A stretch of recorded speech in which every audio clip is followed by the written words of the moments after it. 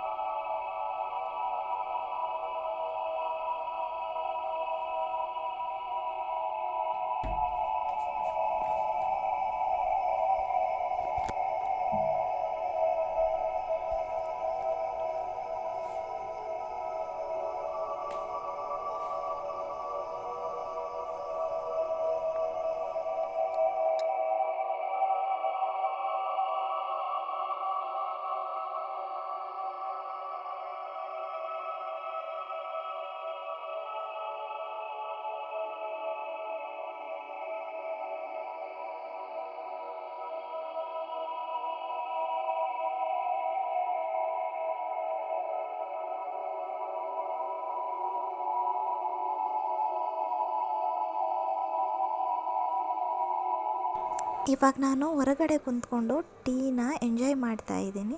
ನಾನು ಸ್ಟಡಿ ಮಾಡುವಾಗ ಬೆಳಗ್ಗೆ ಟೀ ಕುಡಿಲಿಲ್ಲ. ಹಾಗಾಗಿ ಸ್ಟಡಿ ಎಲ್ಲ ಕಂಪ್ಲೀಟ್ ಆದಮೇಲೆ ಟೀನ ಕುಡಿತಾ ಎಂಜಾಯ್ ಮಾಡ್ತಾ ಇದ್ದೀನಿ ಫ್ರೆಂಡ್ಸ್. ಹೊರಗಡೆ ಬಂದು ಟೀ ಕುಡಿಯೋದ್ರಲ್ಲಿ ಇರೋ ಮಜಾನೇ ಬೇರೆ ಫ್ರೆಂಡ್ಸ್. ನನಗಂತೂ ಇದು ಭಾಳ ಲೈಕ್ ಆಗುತ್ತಾ. ಒಂಥರ ಏನೋ ಮೈಂಡ್ ಫ್ರೆಶ್ ಆದಂಗೆ ಆಗುತ್ತೆ ಫ್ರೆಂಡ್ಸ್. ನನಗೆ ರೀಫ್ರೆಶ್ ಆದಂಗೆ ಆಗುತ್ತೆ.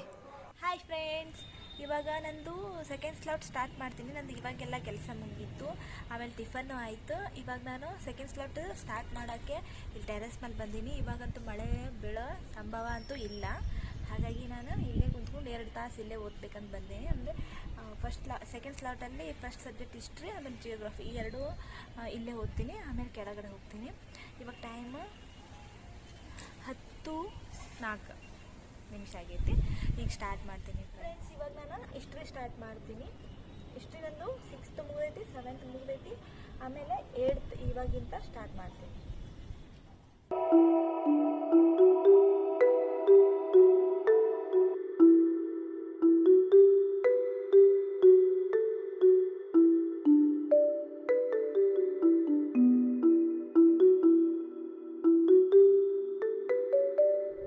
ಫ್ರೆಂಡ್ಸ್, ಇವಾಗ ಹಿಸ್ಟ್ರಿ ಮುಗಿದು 1 ತಾಸು ಕಂಪ್ಲೀಟ್ ಮಾಡಿದೆ.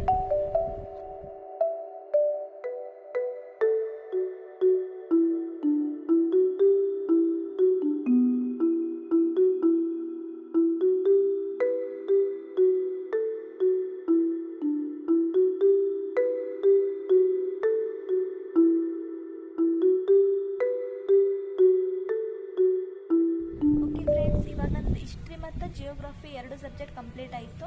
ಜಿಯೋಗ್ರಫಿಯಲ್ಲಿ 7 ಖಂಡಗಳು ಇವತ್ತಿಗೆಲ್ಲ ಕಂಪ್ಲೀಟ್ ಆದವು.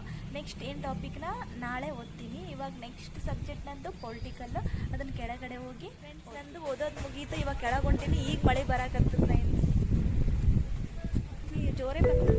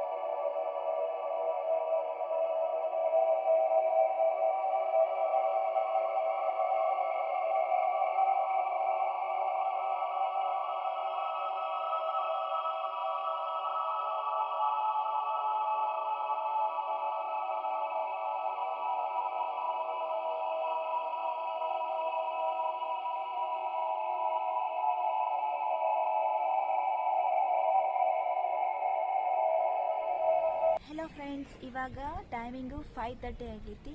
ಇವಾಗ ನಂದು 4th ಸ್ಲಾಟ್ ಸ್ಟಾರ್ಟ್ ಮಾಡ್ತೀನಿ. ಇವಾಗ 4th ಸ್ಲಾಟಲ್ಲಿ ಫಸ್ಟ್ ಸಬ್ಜೆಕ್ಟ್ EVSನ ಓದ್ತೀನಿ ಫ್ರೆಂಡ್ಸ್.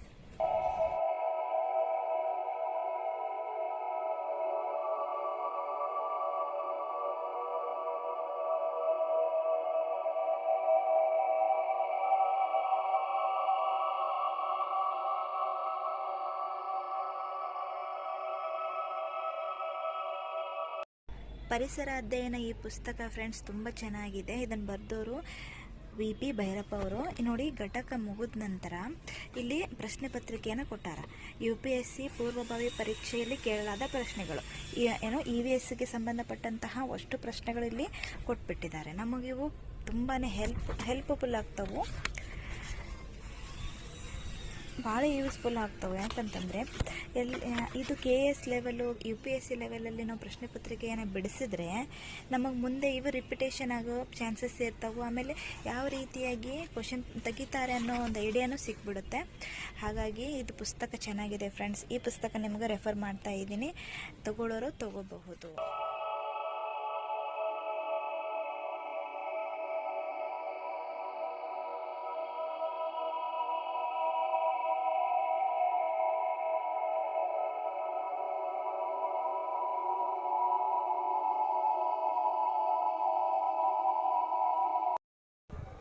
ಓಕೆ ಫ್ರೆಂಡ್ಸ್, ಇವಾಗ ಡಿನ್ನರ್ ಟೈಮು. ನಾನು ಡಿನ್ನರ್ಗೋಸ್ಕರ ಇವತ್ತು ಎಗ್ ಪರೋಟ ಮಾಡ್ಕೊಳ್ತಾ ಇದ್ದೀನಿ. ಓಕೆ ಫ್ರೆಂಡ್ಸ್, ನಾನು 11 ತಾಸು ಸ್ಟಡಿ ಮಾಡಿದೆ ಫ್ರೆಂಡ್ಸ್. ನೀವು ಸಹ ನಿಮ್ಮ ವಿದ್ಯಾಭ್ಯಾಸವನ್ನು ಚೆನ್ನಾಗಿ ಮಾಡಿ ಅಂತ ಹೇಳ್ತಾ ನನ್ನ ಈ ಬ್ಲಾಗನ್ನು ಎಂಡ್ ಮಾಡ್ತಾ ಇದ್ದೀನಿ. ದಯವಿಟ್ಟು ಈ ವಿಡಿಯೋ ಇಷ್ಟ ಆದರೆ ಲೈಕ್ ಮಾಡಿ, ಶೇರ್ ಮಾಡಿ, ಸಬ್ಸ್ಕ್ರೈಬ್ ಮಾಡೋದನ್ನು ಮರಿಬೇಡಿ ಫ್ರೆಂಡ್ಸ್. ಬಾಯ್.